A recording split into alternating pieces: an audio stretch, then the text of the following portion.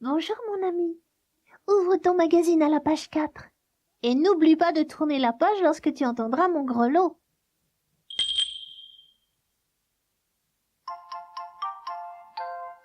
Merci, mademoiselle Ouistiti. Oui avait aidé Monsieur Paille dans les champs avec sa petite voiture. Ils rentraient tous deux sales et fatigués. Salut, oui. Lui cria mademoiselle Ouistiti en passant devant sa petite maison. Ta voiture a besoin d'un bon nettoyage. Elle est couverte de taches de boue. Constata Bastien Bouboule qui sortait de chez lui. Veux-tu que je te la lave? Non merci. Répondit oui. J'ai trop peur de tes bêtises. Je t'en prie, oui. Insista Bastien Bouboule. D'accord. Finit par dire oui. J'accepte, si tu me promets de me la rendre toute belle sans faire la moindre bêtise. Au moment où Bastien Bouboule promettait d'être gentil, Madame Bouboule sortait de sa maison. Tu as l'air bien fatigué, oui. Lui dit-elle.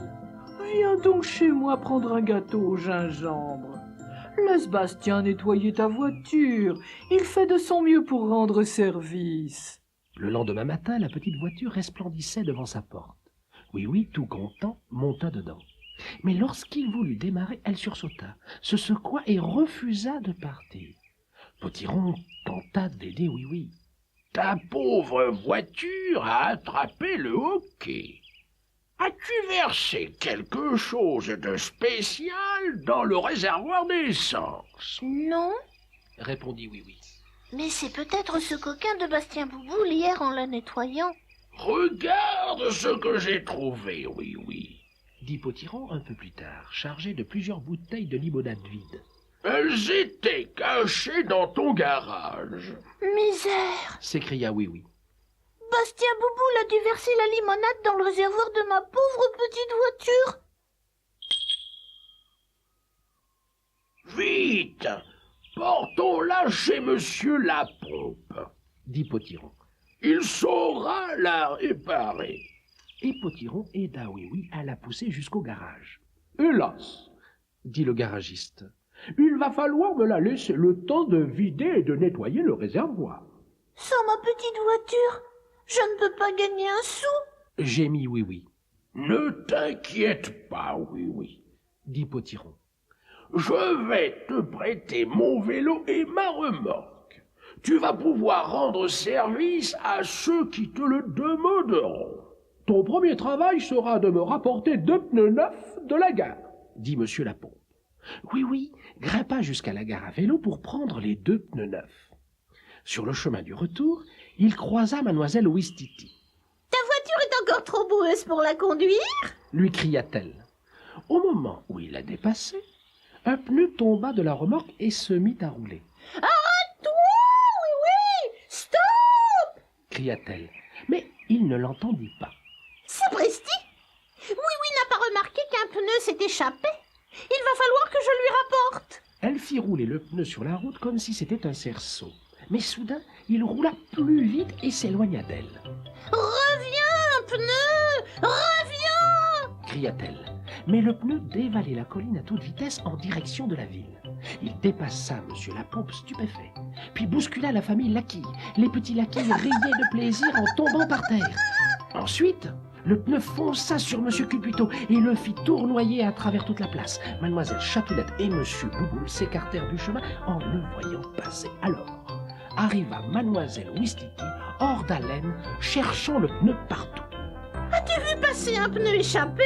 Demanda-t-elle à Mélissa sur la place du marché. Au moment même, le pneu se dirigeait vers elle. Vite, écarte-toi du chemin. Lui cria Mélissa. Au secours! Hurla Mademoiselle Ouistiti en filant au galop vers le garage de Monsieur Lapompe, poursuivi par le pneu. C'est seulement en arrivant au garage que oui s'aperçut qu'il n'avait plus qu'un pneu dans la petite remorque. Malheur! S'écria-t-il.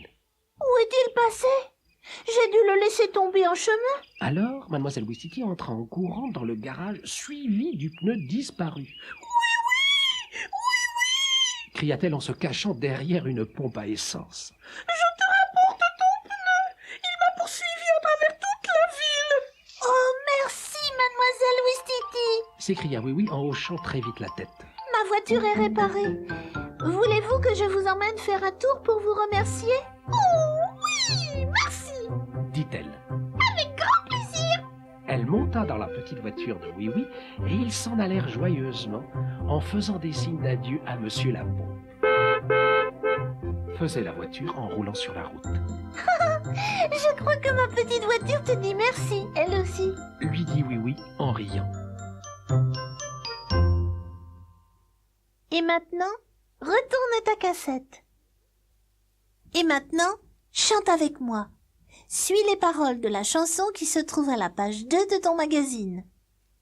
Chère petite voiture. Oh, ma chère petite voiture, tu as vécu trop d'aventures. Tu dois t'arrêter de rouler, il est temps de te reposer.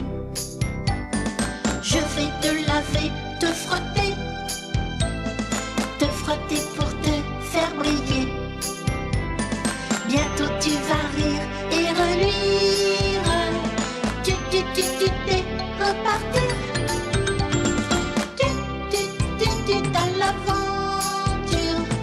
Toute belle ma petite voiture. À toute allure. Pour suivre ma deuxième aventure, ouvre ton magazine à la page 20. Le parapluie de Potiron. Ce jour-là, Potiron décida de faire des courses en ville. Mais en regardant par la fenêtre, il vit qu'il pleuvait à torrents. Il faudra que je pense à prendre mon parapluie, se dit-il. Mais il le chercha partout dans sa maison et ne le trouva nulle part. Alors, il se rappela que Oui-Oui le lui avait emprunté quelques jours plus tôt. Nom d'un petit bonhomme, s'écria-t-il. Oui, a oublié de me le rendre. Je n'ai plus qu'à prendre mon vieux parapluie tout troué. Pour se rendre en ville, Potiron traversa le bois des champignons en tenant soigneusement son vieux parapluie au-dessus de sa tête. Mais les petites gouttes passaient à travers les trous et lui tombaient sur la tête. Potiron fit toutes ses courses sur la place du marché. Bientôt, son panier fut plein. Alors, il vit quelque chose d'intéressant. C'était un très grand parapluie. Et dessous, il y avait quelqu'un de très petit. Potiron ne pouvait voir que les jambes de cette petite personne. Hé, c'est mon grand parapluie, pensa-t-il. Je peux même apercevoir Oui-Oui dessous. Où va-t-il donc? Potiron ne savait pas que Oui-Oui se dépêchait d'atteindre sa petite maison champignon au milieu des bois pour lui rendre le parapluie qu'il lui avait emprunté. Mon Dieu! Se disait Oui-Oui en marchant à grands pas sur le chemin. Pourvu que Potiron ne soit pas encore sorti faire ses courses. Ou alors il va être trempé. Potiron le suivait sans rien dire sur le chemin qui traversait le bois des champignons. Il voyait les petits pieds de Oui-Oui sauter dans toutes les flaques. Quel toupet à ce Oui-Oui de venir me voir en s'abritant sous mon parapluie pour ne pas être mouillé, ronchonnait Potiron. Mais tout à coup, il eut une idée.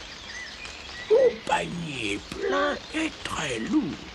Je vais laisser Oui-Oui me le porter jusqu'à la maison. Il se rapprocha donc sans bruit de Oui-Oui, accrocha son panier à l'extrémité de son parapluie, alors il recula un peu et rit tout seul. Tandis que Oui-Oui continuait à avancer. Mais Oui-Oui commença à marcher beaucoup plus doucement. Ouf, ce parapluie me paraît bien lourd. Je voudrais que la pluie cesse. Je n'aurais plus à le tenir au-dessus de ma tête.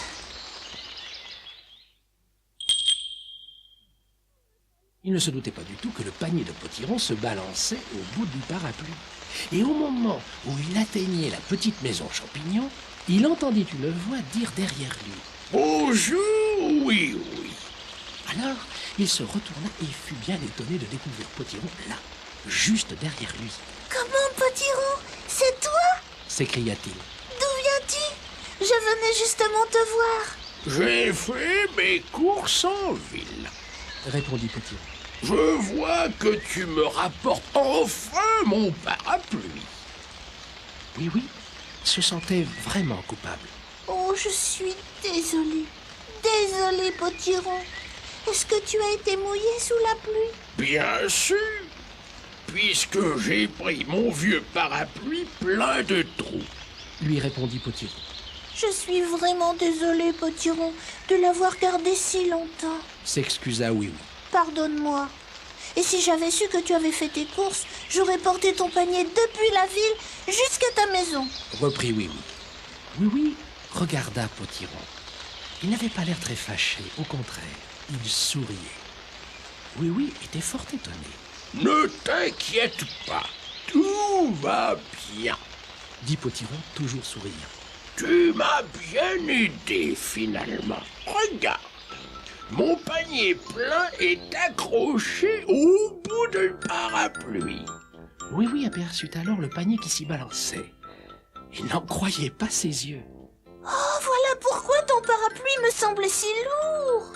J'espère que désormais, tu penseras à rendre immédiatement ce que tu as emprunté. Conclut Potiron. Sûrement, Potiron. Promit Oui, oui. Tu peux être certain que je m'en souviendrai toujours. Sur ce, Potiron invita Oui, oui chez lui. Il lui prépara des tartines de confiture et ils se partagèrent un bon gâteau au chocolat. Pendant que tu écoutais ton histoire, je suis partie me cacher. Vas-tu deviner dans quel endroit je suis?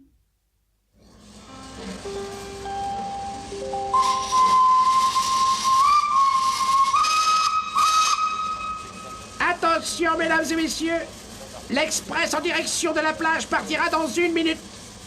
Attention à la fermeture des portières. N'oubliez pas de composter vos billets. Porteur! Attention à ma valise! Il y a des choses très fragiles à l'intérieur. Et puis vous pourriez m'aider à monter dans le wagon? Que la marche est haute! En voiture! En voiture! Fermeture des portières!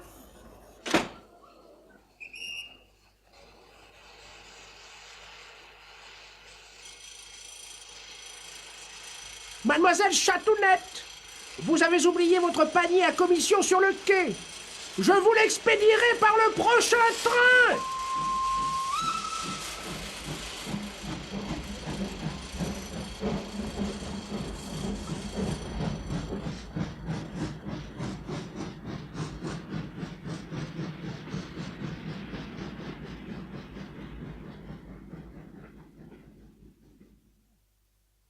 Je suis sûre que tu as deviné où j'étais cachée. J'étais à la gare du Pays des Jouets. As-tu entendu le sifflet du chef de gare? Les portières du train qui se ferment? La locomotive qui démarre? Pour le savoir, réécoutons-les. Le sifflet du chef de gare.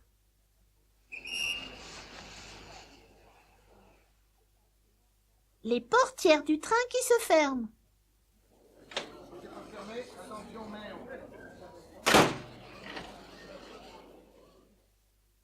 La locomotive qui démarre.